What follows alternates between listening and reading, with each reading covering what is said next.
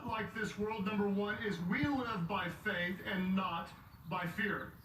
We live by faith and not by fear. In fact, when Jesus was comforting his disciples in John chapter 14, he said, do not. Somebody say not. He said, do not let your hearts be troubled. He said, you believe in God, believe also in me. He went on to say in verse 27, he said, peace I leave with you, my peace I give you. He said, I do not give to you as the world gives. And because I do not give as the world gives, he says, do not let your hearts be troubled and do not be afraid. I hope that there's someone here that if you've been living in fear, if you're anxious all the time, if you're afraid of what's going to happen, where the economy is going, where the world is going, because we know Jesus, we do not live in fear. He gives us a peace that is not of this world. It is from his kingdom. We live by faith and not by fear. In fact, I love the way the New Living Translation translates the words of Jesus when it says this. Jesus said, I am leaving you with a gift. This is a gift. Some of you should receive this gift today. If someone gives you a gift, you should be excited. And when you open up the gift, you cheer. And you say, thank you for this gift. Our God is giving you a gift. And the gift he gives is peace of mind and heart.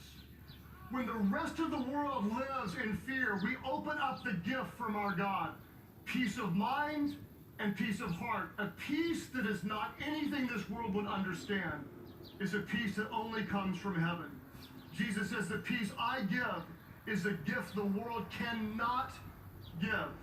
So don't be troubled or be afraid.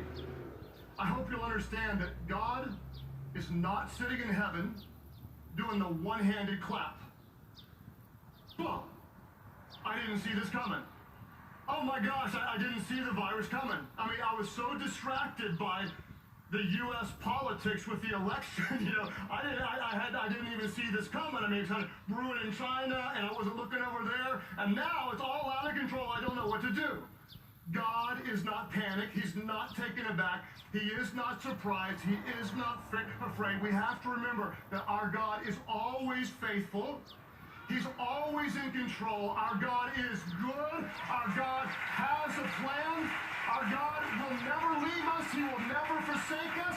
He's working in all things, everything, everywhere, every day. He will not leave you. Whatever you're going through, our God is working for good. Whatever battle you're facing, our God is with you. If our God is for you, who can be against you?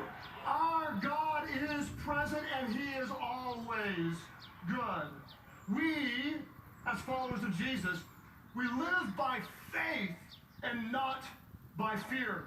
In fact, speaking of nots, the Apostle Paul said this in 2 Timothy 1:7. He said, for God has not, somebody say not, for God has not given us a spirit of fear and timidity, but of power and of love and of self-discipline. We are not panicking. We have the peace from heaven. We are not fearful. We live by faith. Paul said this, for we live by faith and not by sight. We live by faith and not by fear. Could somebody tell God, thank you for his gift of peace?